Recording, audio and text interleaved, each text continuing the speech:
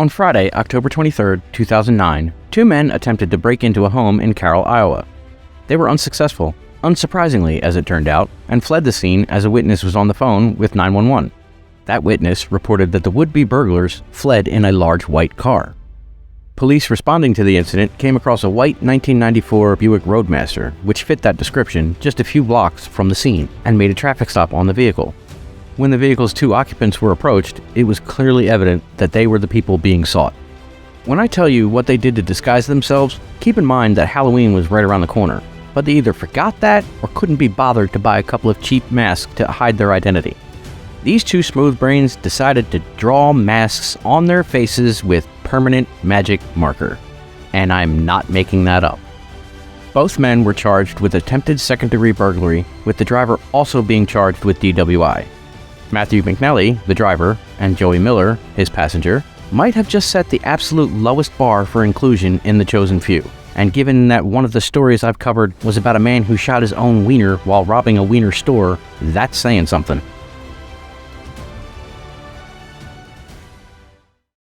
On December 15, 2017, police say this smooth-brained individual, 32-year-old Jesse Berube, attempted to break into a Citrus Heights, California business by descending through a narrow chimney, which, given the holiday season at the time, kinda puts a new spin on Bad Santa.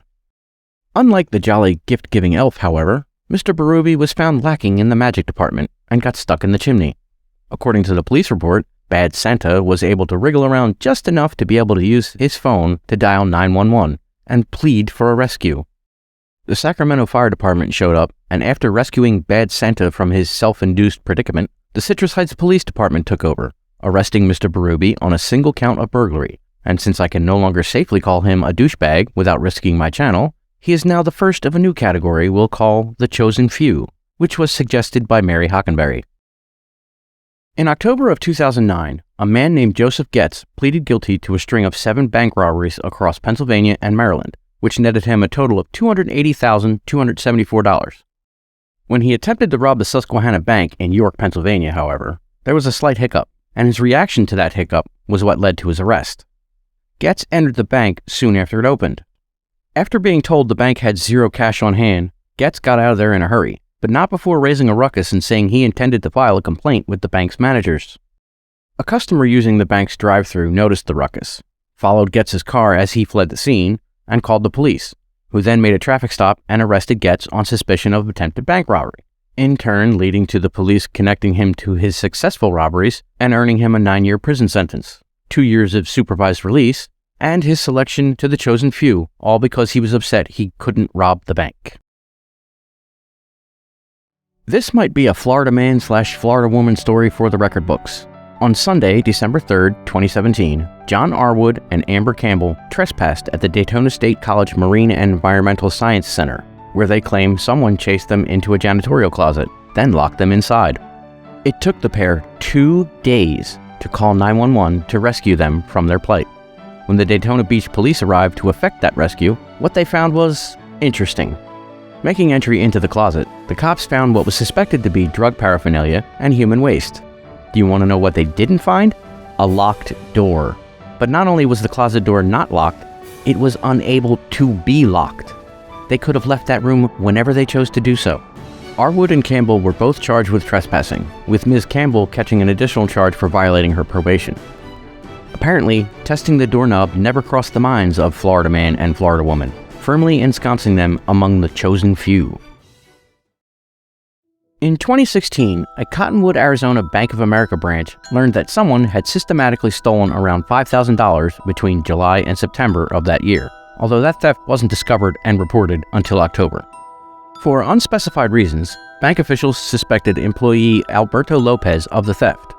Lopez, for his part, did nothing to allay those suspicions, as he immediately quit his job and moved to Phoenix. He also avoided police investigators, missing interview appointments and the like for well over a year, resulting in an arrest warrant being issued. Somewhere along the way, however, Lopez lost the plot because in December of 2017, he made the incredibly smooth-brained decision to apply for an open dispatcher position at, wait for it, the Cottonwood Police Department. Yes, you did hear that correctly. One routine background check later, and the arrest warrant was naturally discovered. Cottonwood PD scheduled an interview with Mr. Lopez for January 4, 2018, where he was immediately arrested, making himself one of the chosen few in the process.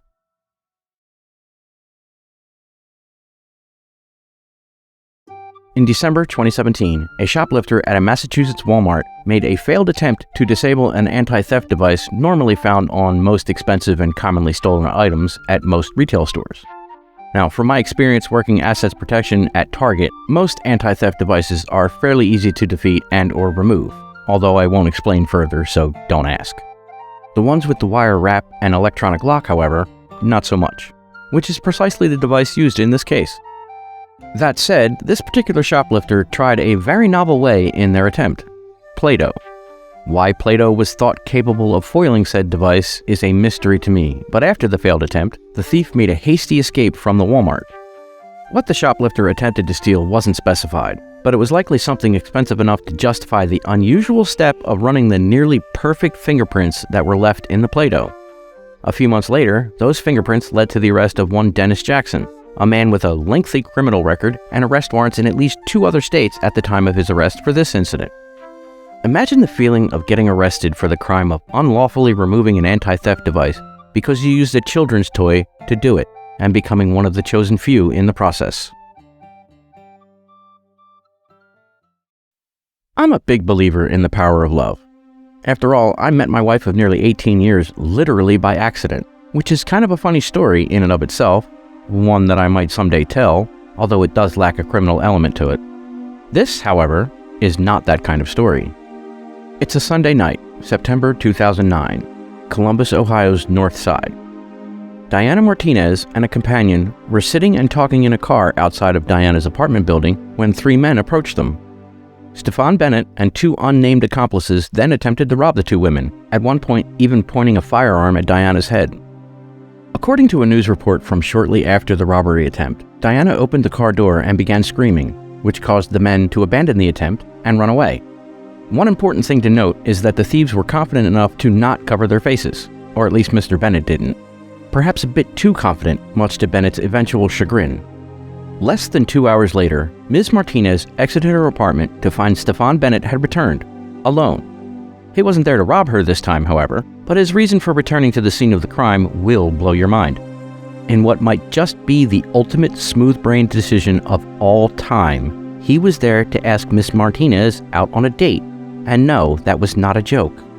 Diana kept Bennett talking while her cousin called the police, who arrived shortly thereafter to take Bennett into custody.